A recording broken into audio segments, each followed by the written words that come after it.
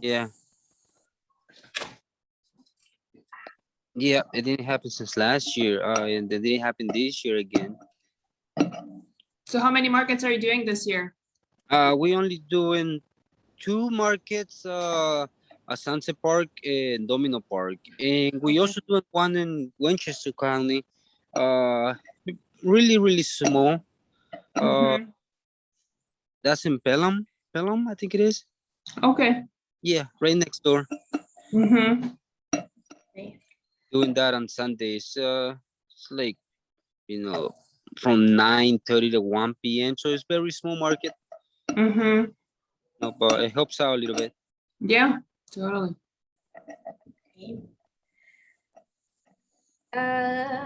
It's 5:02. Thank you everyone for joining. We will give, I wonder if we should start because I know that we are. Yeah, we'll record it. So we'll record it, and if yes, anybody yeah. misses, great. Okay. Right. So I am very excited to have this conversation and to hear from one of our farmers who is a vendor and who sells to wholesale and who is responsible for a lot of the food that you see at the farm stand.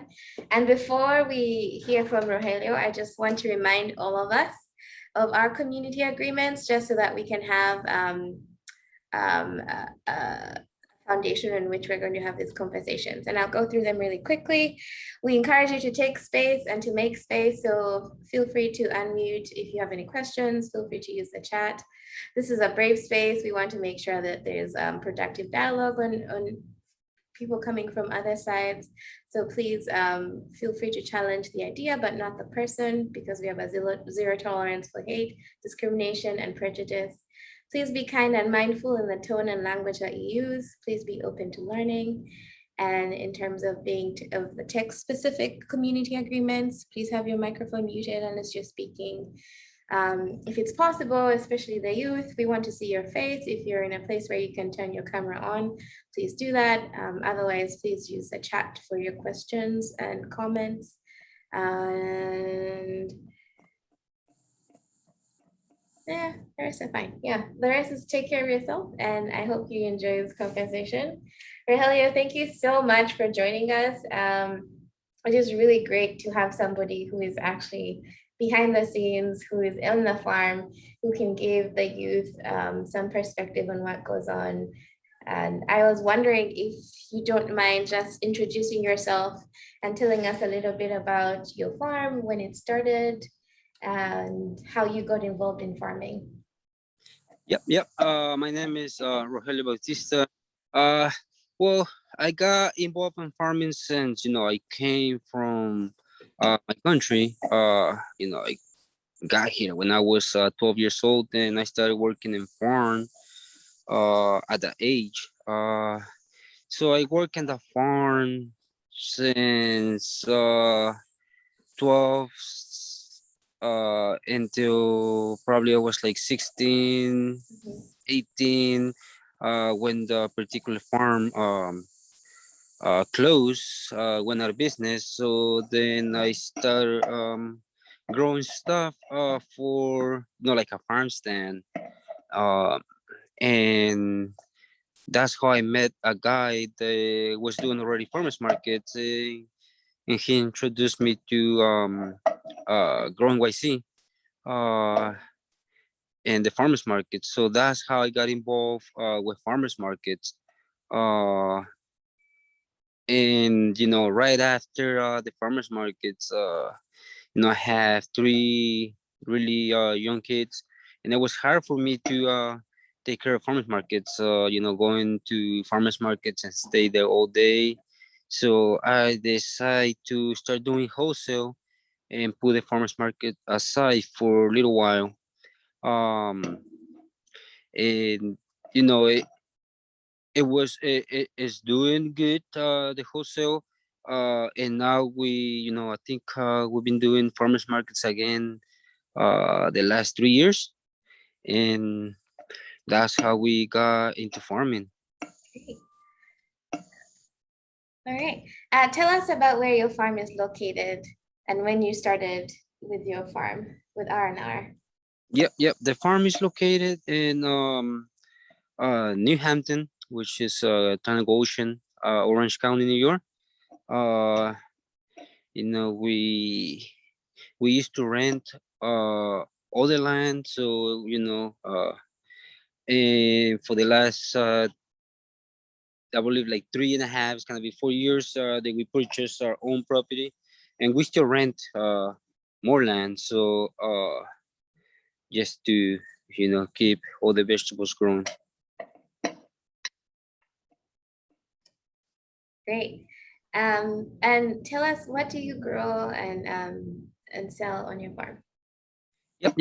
We grow from carrots. We grow beets, curly kale, collard greens, radishes, cilantro, winter squashes, a lot of different types of tomatoes, peppers, eggplant, cucumbers, zucchinis, um, you know, and the list just keeps going and going. From the herbs, from the parsley, it's just hard to name. So many different things we grow. Yeah. How did you choose between vegetables and not animals? Uh, you know, uh, we I think we like I started working in a vegetable farm. Uh, they used to grow lettuce, radishes, spinach, and sweet corn at that particular farm. So I took whatever experience I had from there, and I started my own. So uh, I never thought about doing like Animals. yeah. Excellent. Okay, great.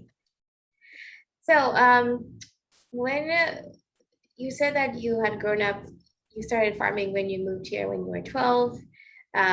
What is it that interested you, that got you interested in farming and not doing something else? Uh, you know, my family was doing it back in Mexico, so I actually was doing this since a younger age, working on the farm, Mhm. uh, doing they used to do a little bit of life too. Uh, but I think it's just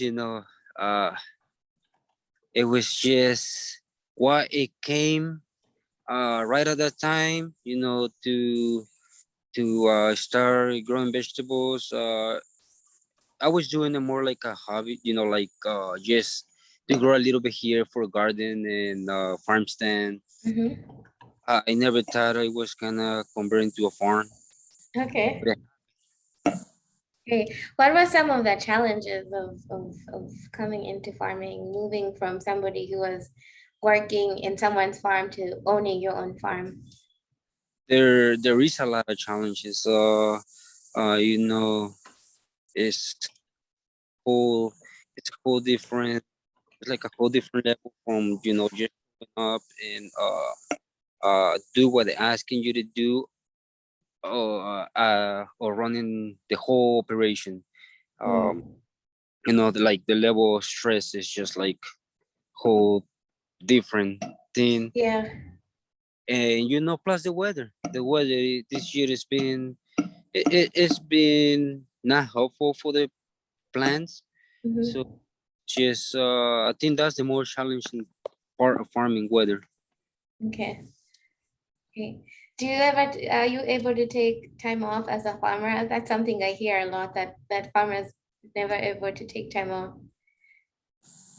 Not in the summertime. Yeah. Not in the summertime. Wintertime, you know there's some time off, but Mhm. you don't do in the winter. We work it on the summertime. The hours are so long, from 4 o'clock in the morning to 10, 11 p.m., sometimes even later. So when we start the season, it's just like you start a little fresh and stuff, but after a couple months you feel it. Yeah. What are some things you do to like help relax, especially in when the season's very busy? Uh, you know, it's just try not to think, not try to think too much of, you know, the things. It's just, try to enjoy it. Mhm. And that's all we can do. But, the work never stops. It's just, and farming is always something. You can be like, oh, I'm gonna go plant some radishes today and cilantro today. You get in the tractor, and all of a sudden something breaks or something else happens, and then you're not able to get what you were planning to get done, and you have to put it aside for the next day, and it's always something. But uh, I love it, and I just have to keep take it day by day. Okay. Can you tell us a bit about your planning for the year or how your year looks like? I know this is your peak season. Summer is very busy for farmers. But how do you go into, once the season dies down, once winter comes, how do you plan for the following year, and how do you decide what you want to plant? Yeah. It's so funny because we started even planning since mid of the season. Depends how we take notes. Like we go down to the farmers market. Like this year we planted so many different cherry types of cherry tomatoes and heirloom tomatoes. So we did a lot of tomatoes. So what we're doing is we are noticing what type of tomatoes are the one that people like.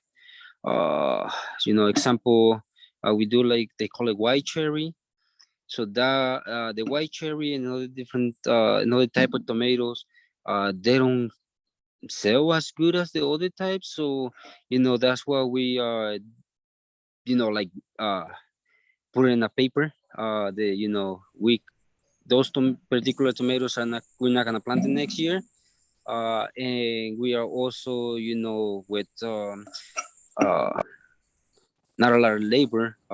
There's not a lot of labor to help on the farm. So try to get more equipment involved. Like more uh, like putting much layer plastic to control the weeds and things like that. So we start planning now, and I guess when we're done with the season, we will just sit and start ordering seed and move forward for next year. How many seeds do you typically get for each variety?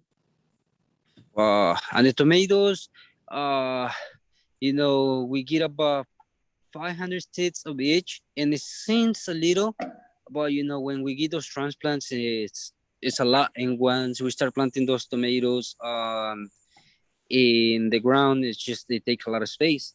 Um, and the carrots, we get about million seeds of carrots, and we Did you plant say a that. million? Yeah, Sorry. and we plant that throughout the season. So it's just uh, like I say, tomatoes, it can be 500 of each, and then the carrot be a million seeds. Rahela, something that you talked about that I want you to kind of explain a little bit more is you talked about using plastic to cover the plants to protect from weeds. And we've also been in the past weeks talking about different farming practices. Can you tell us a little bit about your farming practices, how you grow your crops and how that's different from like how that is different from if it is from other farmers? Yep. We are in this they call it the Black Dirt region. And the soil has a lot of organic matters. They said it used to be like a big lake, so they created this. Uh, we call them ditches, so the water can drain down to the river. So it's always moist. it can be dry, and then you go out there and disc it or plow it, and it's you can bring the moist back up. It's good, but one of the big challenges for that is it has a lot of wind pressure. So that's why I was saying, trying to put the plastic mulch layer on the bottom to control the weeds. Uh, that will help. And we try not to spray as much, but sometimes you have to. If not, you will lose most of the plants. Thank you. And I'll ask one more question, and feel free, guys, to unmute and to chime in. But I guess I'm wondering, what things did you need once you decided you want to own your own farm? Did you need land? Did you need money?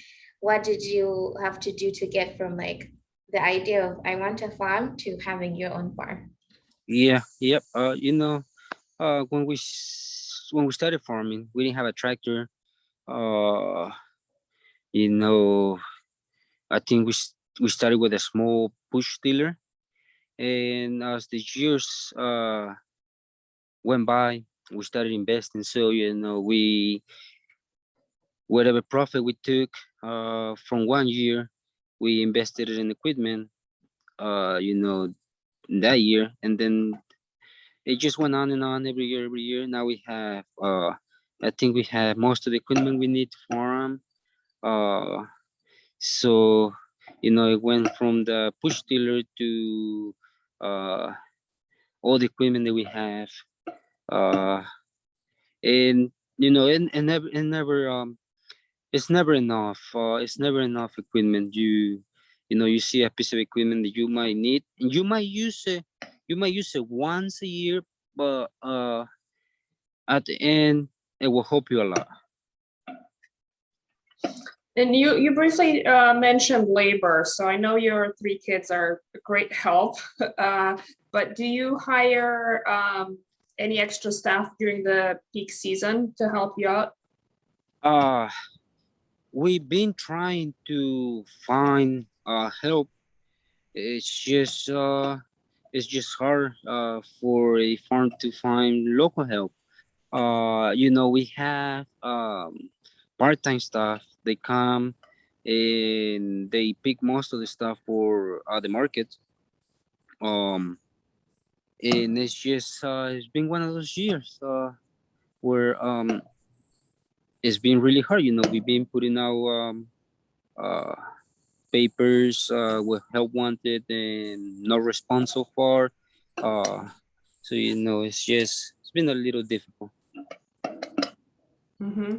One of the youth is asking, how large is your farm? The farm is 25 acres. Is that including the one that the part that you're renting as well? That is correct. Yep. Mm-hmm. Great. And then another question is, how do you decide what products to grow? And I think Rafaelio was also mentioning that he sort of looks at what customers want and what sells better. Yep. And then if it sells, we keep growing it. If it doesn't sell, we just stop growing it. Mm-hmm. It all depends on the let's just say farmers markets.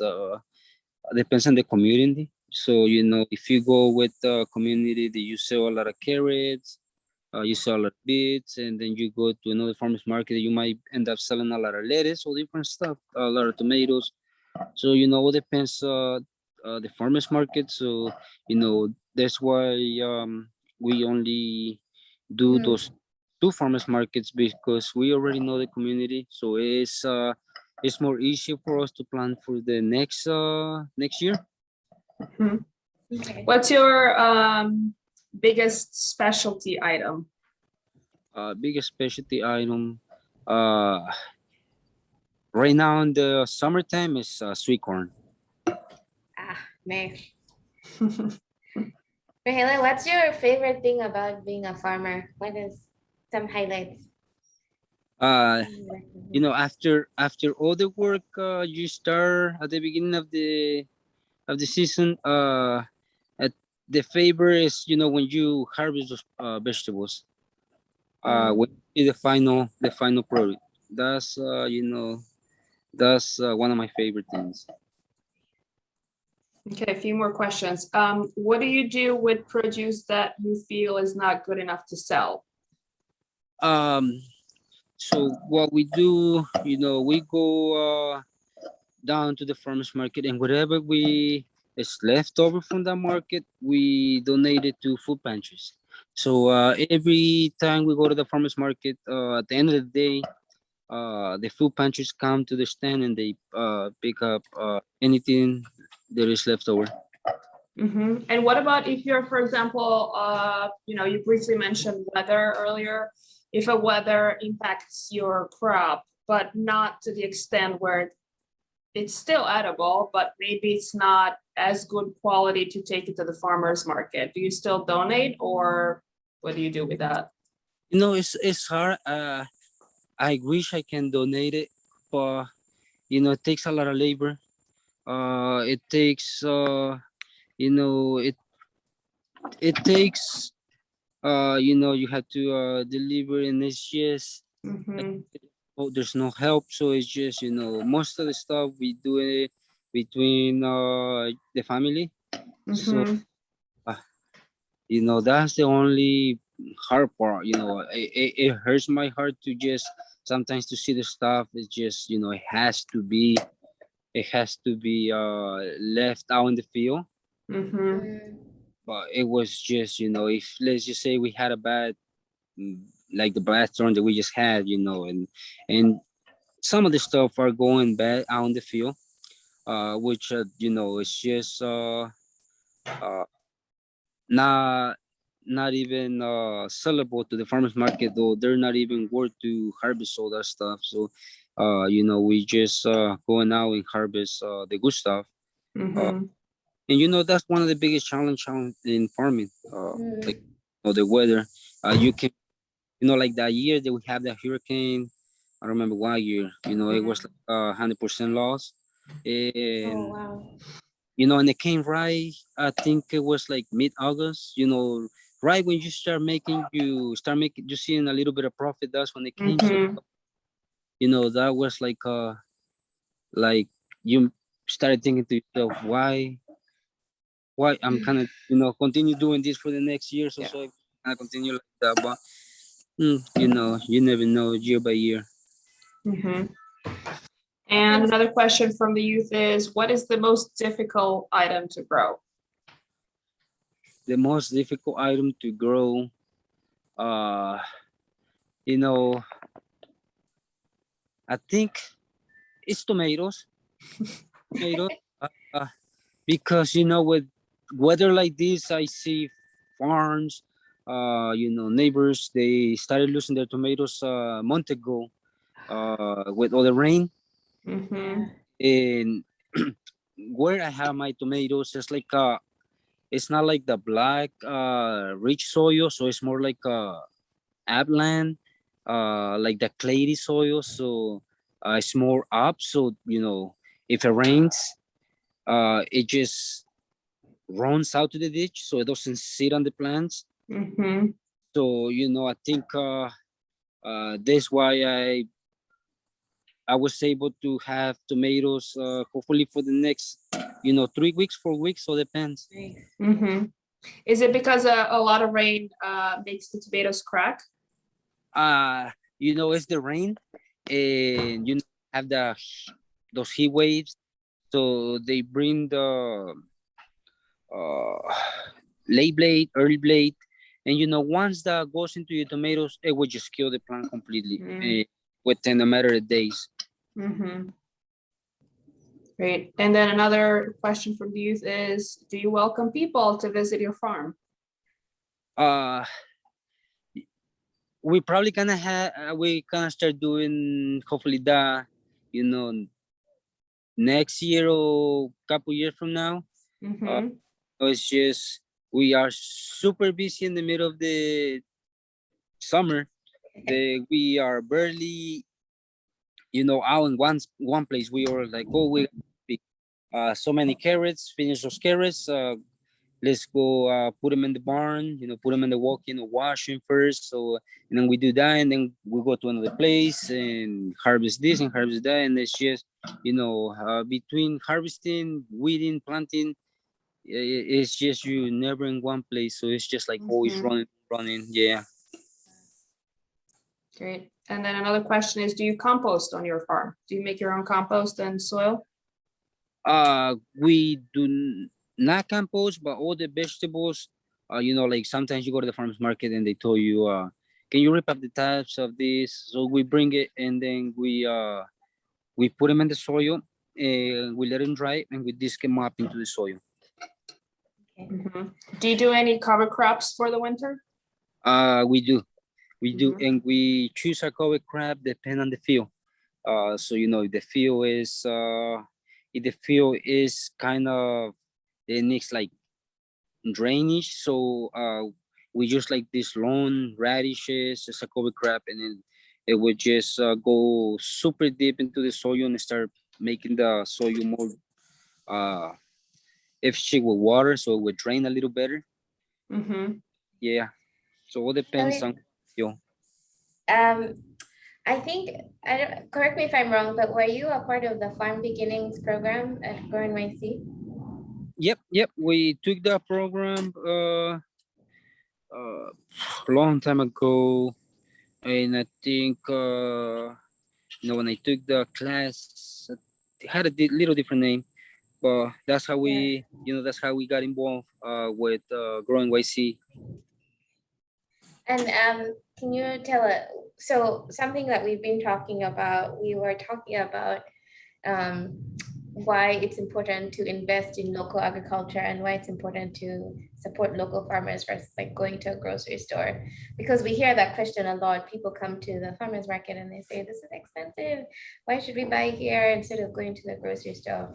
I wonder if you can tell us what does it mean to you to be able to sell at a farmer's market? And if it's better to be selling to a farmer's market or to wholesale compared to like if you had to sell to some other like big wholesale or regional, if you had to sell to a supermarket or something like that. Yeah, it's just when you're down to the farmers market, like you mentioned, you hear the feedback from the people. Like when you take those lettuces or you take and then they come back the next week and be like, oh, I still have the lettuce that I got from you last week and it's still good. When I go to the grocery store, I give the lettuce and it only lasts me a couple of days. So it's something that makes me proud, knowing that they getting those fresh vegetables and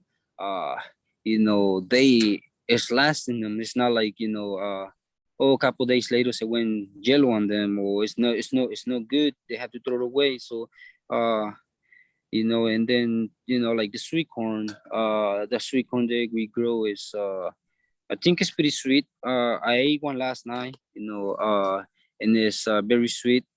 So I got a couple of customers.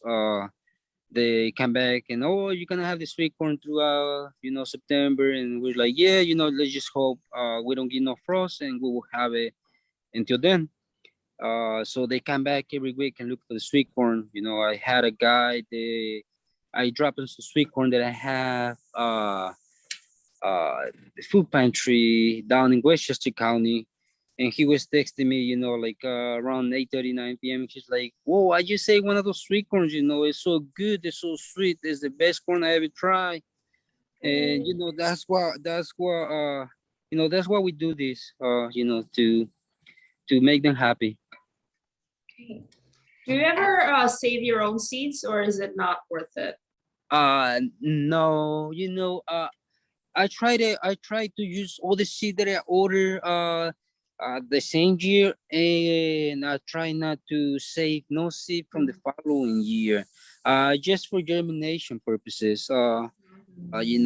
Old seed is same not to, even though sometimes they say 90% germination, kind of old, it would not germinate the 90%. So I don't like to take that chance to plant that, and then a week or 2 weeks after, you get like 40% germination. So Mhm. I just to order what I'm kind of used. If it's a little bit of seed left over, I just try not to use it. Or Mhm. yeah. I want to be mindful of your time. It's 5:32. I don't know if there are any other questions before we can let you, Rogelio, go and keep working on the farm because I know it's busy season for you. Any other questions, guys, for Helio? I've got a question. Rogelio, what details can you share about some of the challenges with comparatively more wet year, and how to kind of abate some of the challenges that a wetter year, how that can affect your crops versus a drier year? Because the challenges are vastly different, when there's not enough rain or when there's too much rain, What, Yep. what can you share with us about that? A wet year is hard to control. Uh, you know, like if we have, I think in July, I think we had rain like every day. If it was one day we didn't rain a week, but every day we will get like a rain or a thunderstorm in the afternoon. Uh, so that we cannot control other than plant them inside the greenhouse.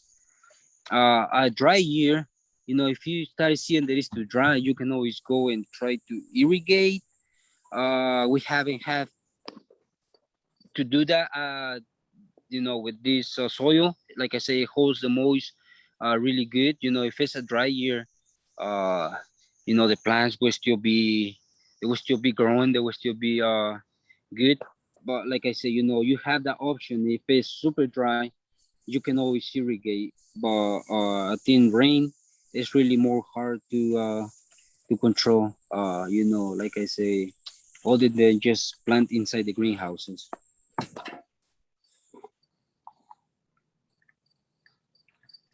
As unmute, as muted. Thank you so much for your time, Rogelio. I think we're going to let you get back to the farm. Thank you for sharing with us just about what it looks like on the back end. And thank you.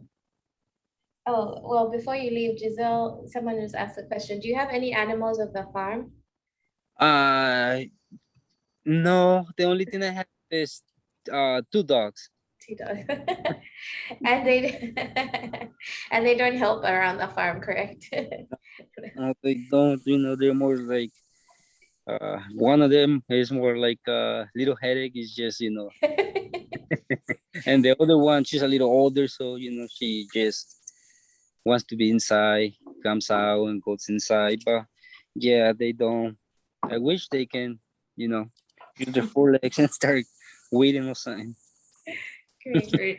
Virgilia, thank you so much for taking time. I know this is the busiest part of the year, so we really, really appreciate you taking time talking to us and our team, young Yeah. team. No, thank you for having me. Thank you. Thank you, Rogelio. Great. Thank you. Appreciate it. Thank Bye. you. Bye, Rogelio. Bye.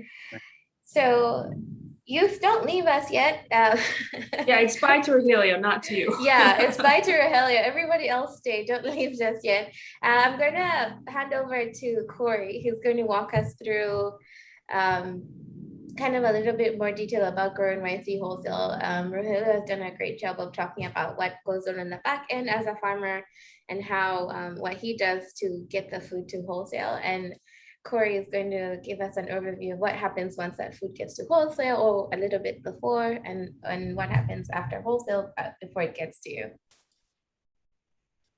Great. Tyler, thank you too. If you you're free to go too. Thanks for your time. All right. Tyler, can you introduce yourself quickly before you leave? Yeah, I was going to hang back just in case. So, Yeah.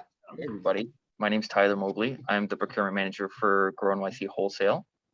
Just a quick overview for what I do. I manage all of the inbound logistics to our wholesale warehouse. So what that really boils down to is working out trucking solutions, managing vendor relations with our good friend Rogelio, you folks just met, crop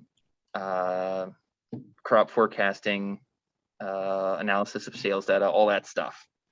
So yeah, so that's me. I don't know if you guys wanted me to answer any questions or anything, or. Well, let you know. Okay. All right, well, nice to meet you, everybody. Great. All right. I am computer is just a little slow, but I Quick, think I while got it. Corey uploads, Tyler, can you tell us how many farmers are you guys sourcing from?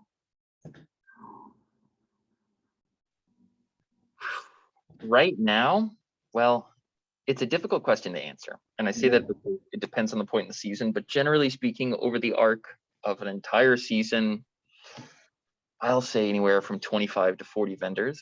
It's a lot. Okay. And how many pounds, I guess this is something you're keeping tabs on, like how, on average, how many pounds are you of vegetables are you selling? It's going through wholesale. Is that tons? I don't, is that a thing that you keep track of? It's a lot. Yeah, I don't have that data on hand right now, but it's in like that's the fine. hundreds of thousands of pounds. It's a lot. Wow. On average, if I were to count pallets, let's say the average pallet's about 2,000 pounds. The number of pallets that pass in and out of our warehouse store every single week, all told, it's probably a couple hundred. So let's just say multiply 150 by 2,000 pounds, whatever that would be. Wow. Nice. No. Thank you. And so Tyler is basically who, I know that you don't do the ordering, but if you did ordering, if you have any interaction with ordering, Tyler would be the one who would be responsible for well, actually, Tyler, I know that you're responsible for communicating what is available and for placing those orders with the farmers. Is that correct? Yes, I also manage the inventory. So for example, Nada or Corey, they'll send their orders, they'll input those into our ERP system, our inventory management system, Food Connects, and then I'll balance our inventory. And if anything needs to be changed, or for example, if Rogelio gets back to me and says, like happened the other week, where he says, oh no, because of a rainstorm, I'm not going to have all these eggplant or bell peppers. Yeah. It's my responsibility to identify everything that needs to be resolved and work out swaps and all that stuff in coordination with folks like Corey and Nada. How do you manage disappointments like that? Like if something was expected and climate or the weather interrupts it? Well, generally speaking, my MO is there is always a solution. Always, even in the face of what may seem like just utmost defeat, there's always a solution. And so when there's a deadline that's approaching, I just look, I seek the best solution in the quickest amount of time, and then we just move on to the next thing. But sorry, now that we're talking of so many questions, but you're working a week ahead of everybody else. Is that correct? Am I thinking do you ever? No. Yes. It's so yes, and I also work just in time. Okay. Meaning, so I'm managing if we're ever short something that's received here in the warehouse, or let's say, for example, if a whole batch of corn doesn't meet our quality check, I'm the one who's responsible for managing kind of like what we're going to swap for those products, where we're going to move that around, on what orders, making sure the inventory is squared off with those types of things. Yep. So yes, when it comes to planning for our product list and coordinating with our farms that are sourcing us, that I'm thinking ahead 1 week in advance, while at the same time, I'm also thinking just in time what's happening, for example, today, if we're short something or if something goes wrong. Okay. Thank you, Tyler. Over to you, Corey. Great. All right. So I think I'm going to touch upon what you guys what questions you had. And then Tyler, if we have any other questions, we'll make sure we get back to you. All right. Do you see my screen? Yes. Great. All right. So I'm going to just go over what actually Tyler does, what goes behind the screen, and then also what the managers do and how we order produce. So this is sort of our ordering cycle. Do you see when I point them, oops, when I point the mouse, the cursor? Do you see this? Or no?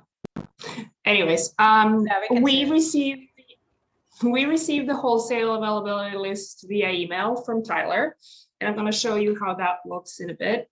That product list comes out twice a week, and it comes out on Fridays for the following Friday, Saturday sites, and then it comes out on Thursday for following Wednesday, Thursday sites.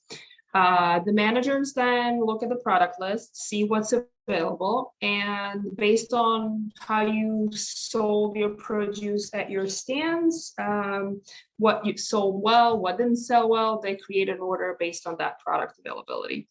They place the produce order with me and Nada, and then Nada and I enter it in a system that we call Food Connects. That's where all our orders go in. And then Tyler receives that on his end, talks to the farmer, tells them we need X amount of, particular product. The farmers go into their fields, they collect all of the produce that we ordered, they bring it to our warehouse, and then in our warehouse, we sort of create pallets for each individual site. Our trucks take those pallets to your sites, you receive it at your markets, you sell your products, and then at the end of the day, you do a closing inventory. You sort of know how you did, what sold, what didn't sell, and then the circle goes again to that receiving wholesale product availability for the following week. So that's sort of the cycle that we're doing for about 20 weeks, which is our farm stand season. As Tyler mentioned, we work with mid-sized family farms that operate in our region, which is mostly Northeast region. And then during the off season, which is sort of December through June, we work with a couple of farmers that are outside of the region. So mostly it's Florida and North Carolina. And then for our outside customers, which are restaurants and senior centers and schools and nonprofits that do order year round, we do get some things from out of the region. And those things are mostly things that do grow in our region during the season. So we don't order oranges or bananas from Florida. We still order things that would grow in the Northeast region during the season. And then, as you know, we do offer, besides fruits and veggies, mushrooms. Actually, we don't have anymore. We had a farmer that was sort of from Philadelphia area, and we didn't find a new farmer since then. But we do have eggs and grains and flour and beans and honey and maple syrup that we sell alongside the fruits and veggies. And then, as we mentioned, back when we had the training, and Rogelio mentioned, most of our producers, are have conventional growing practices. Some use organic growing practices.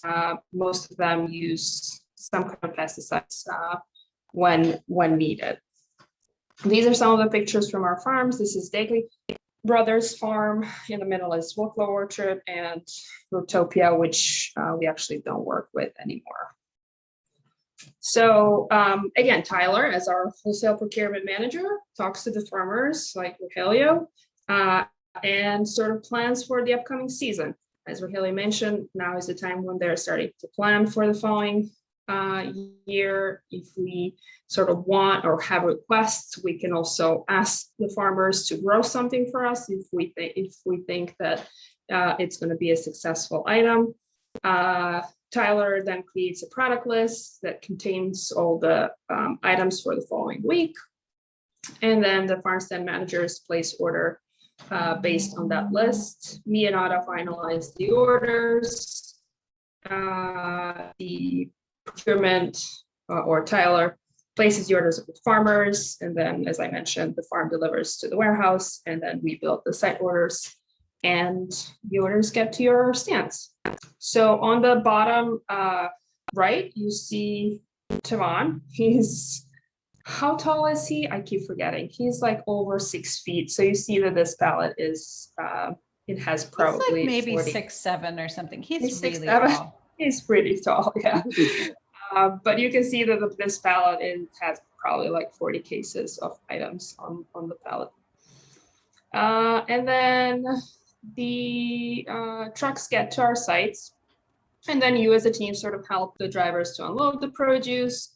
The managers report on Slack if there's any issues like delivery issues, and we all had delivery issues in the last few weeks that we've been having this season. And then any quality issues is also reported via Slack. So if you get something that's moldy or that's spoiled, typically the site manager will put that in Slack. So Tyler and the rest of the wholesale team can check the quality of that product, even though they do check produce on a regular basis. But as Tyler mentioned, if you get 50 cases of carrots, they're not going to go look into all 50. They'll look in a couple. So things, issues as quality can sort of sneak up, and it's really important to sort of report that back. So I'm going to show you the product list.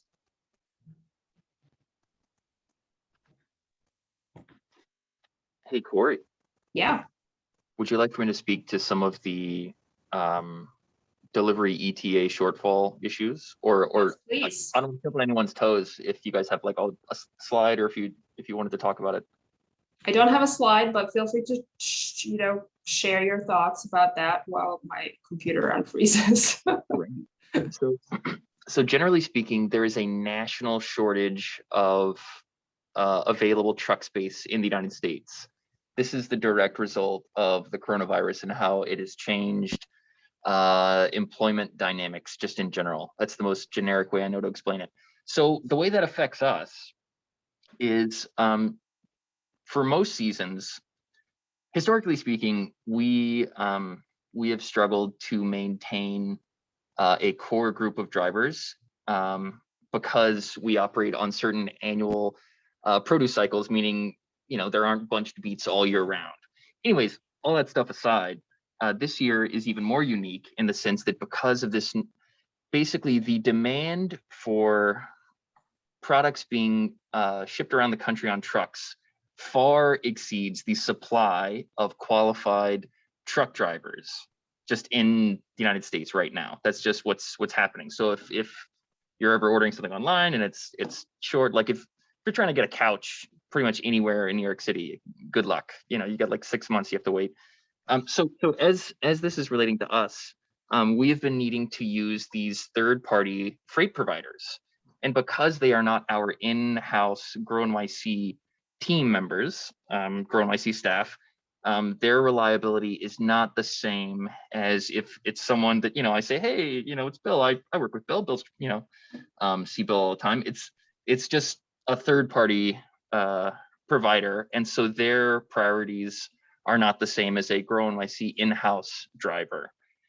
That's not to say that their priority is not to deliver things safely and on time, but that's just the reality of what we're dealing with right now. We cannot get enough drivers to meet the demand for freight. And so we need to depend on these third-party freight providers this season, which is exacerbating some of the delivery delays.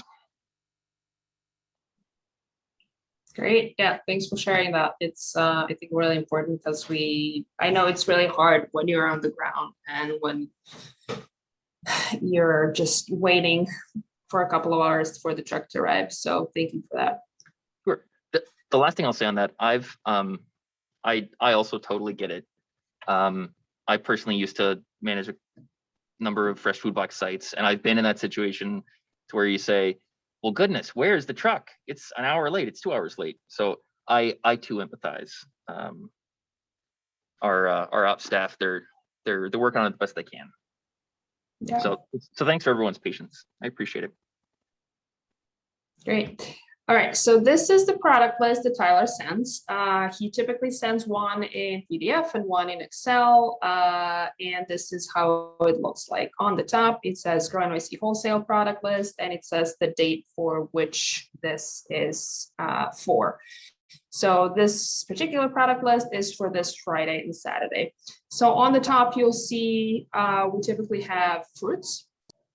All of the fruits get listed in column 1. So it's going to be a type of product. So apples, Gala. In the second column, it says the price. So the price per case. So it's $33 for this 40-pound case of Gala apples. And then in the last column, it tells the farm that the product is coming from. So the Gala apples are coming from Trapani Farms located at Milton, New York. So you scroll down, you see all the vegetables. Same thing. First column is all of the items, the beets, the carrots, the celery, the corn, everything that's in the season, all the fun stuff we have. And then after the vegetables comes greens, all of the arugula, the kales, Swiss chard, the lettuce. And then after that, it is herbs. So all of the types of herbs. Same thing, herbs, price, weight, and then the farm. After herbs, it's sweeteners, so all our honey and maple syrup. Then it's eggs, hot sauce, flour, grains, and then dry beans. And so the managers will create an additional column after the farm name, and then just go down the list and say, I want 1 case of apples, and they'll put the number 1 in that last column. And they'll say, I need 3 cases of grapes, and they'll put, the case that they want. And then they'll go down and say, I need 2 cases of peaches, 1 case of plums, etc. And then they'll send, once they're done, they'll send this to Nada and me. We'll enter this in our food ordering system, and then Tyler will get all of the orders together and say, we need whatever, 45 cases of plums, and they'll order it from Trapani Farms, and then they will go out in the field and collect all of those plums for us and send it our way. So that's sort of a cycle of ordering. I think it sort of gives you a better understanding of the cycle. And I hope the Rogelio story sort of sheds some light on how difficult it is to farm and all of the challenges that they run into, especially weather-wise, because it's totally out of our control. But if you do have any questions about any of this, feel free to either unmute or drop your questions in the chat. Either me or Tyler, happy to answer.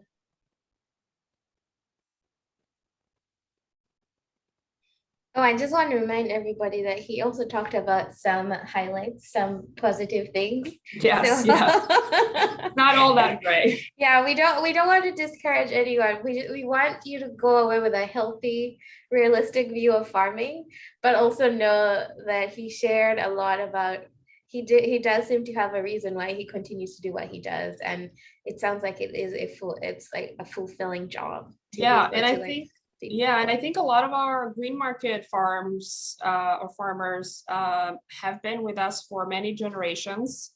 We have some farmers that have been with us. I forget which one is the longest one. Maybe I'll say 30 years, 35 years. I think there's For some green market?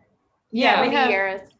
yeah, we definitely have farmers that are like founding farmers, I think. Really, SNSO is, Stokes, Ranbanagi, SNL. Stokes. Yeah, so that sort of gives you an idea that they did not quit just because they had one bad year or one bad storm. So there's definitely something that's, pushing them to go through and to continue this work. A lot of the farmers, it's their family business, and they have now their, sons and daughters and grandsons and grandkids continuing the work. So there's definitely a lot of, I think, positive things in that, and positive things that keeps them, keeps them to continue what they do, Yeah. despite all the challenges. I also want to highlight that Rogelio shared a lot about how it was a very like slow progressive growth. Like they started out without a tractor and they were using this like hand tiller, and I think that is very encouraging, because I think sometimes people think that they need to have a ton of money in order to go into farming. I think there organizations like GrowNYC that can help you help you start to think about where you can get access to land and things like that. And so don't let not having land or having an idea where you can get that land stop you. There are organizations that exist that can help you think through these things. Yeah. Great.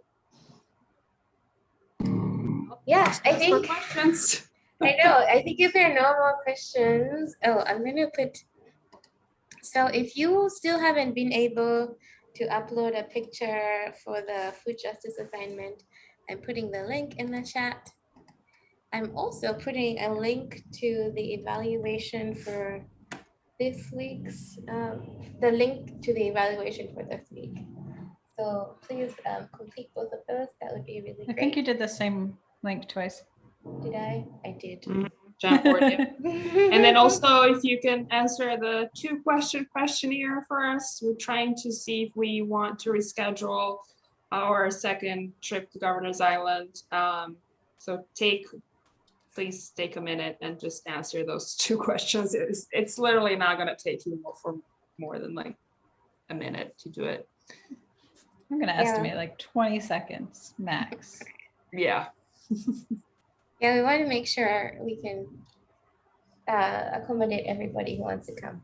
Yeah. Yeah, I think we can head out if that's it. Right on time. I know. 5:58. Oh, the topic is, let me tell you. Good question. You tell us what the topic was. I'm really curious to hear what you think. We're doing it as a guest. Random. I think that like the official topic is, where does food come from? I'll put it in here just in case.